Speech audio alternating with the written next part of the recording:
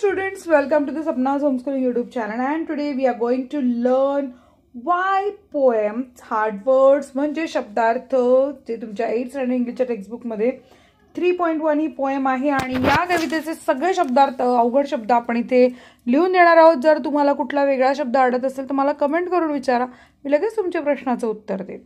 So why he poem तुम्हाला आहे त्याचे आपण शब्दार्थ बघूया। ओके, क्युरियस जिज्ञासू, मार्बल्स काच किंवा गोळे, लीड शिसे, बेलोज म्हणजे फुंकणी, सिंक म्हणजे बुडणे।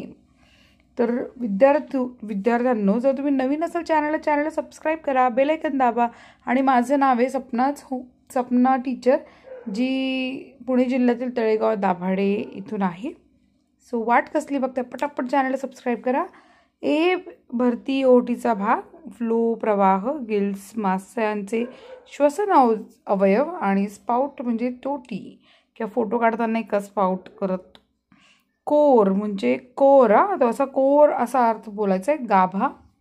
मॅरो म्हणजे हाडातील मऊ पदार्थ, स्टीम वाफ, ड्रिफ्ट वाहून जाणे, पॉपगन्स खेळणी बंदूक, ओशन महासागर, हिल्स म्हणजे डोंगर, वाय म्हणजे का, बर्न म्हणजे जळणे, स्टोन म्हणजे दगड, क्रॉस ओलांडणे,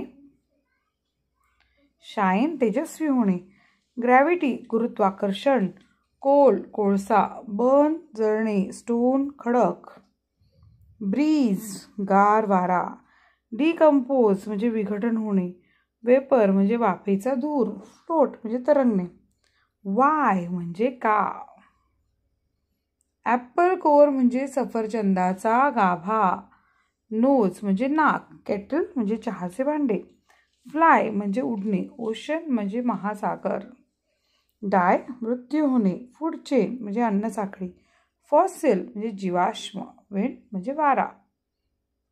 तर इथे आपले सर्व शब्दार्थ हे पूर्ण झालेले आहेत। आता हे सोडून तुम्हाला काही नवीन वाटत असतील अवघड, तुम्हाला कमेंट करून सांगा, तुमच्या प्रत्येक प्रश्नाचं उत्तर तुम्हाला कमेंटद्वारे भेटेल।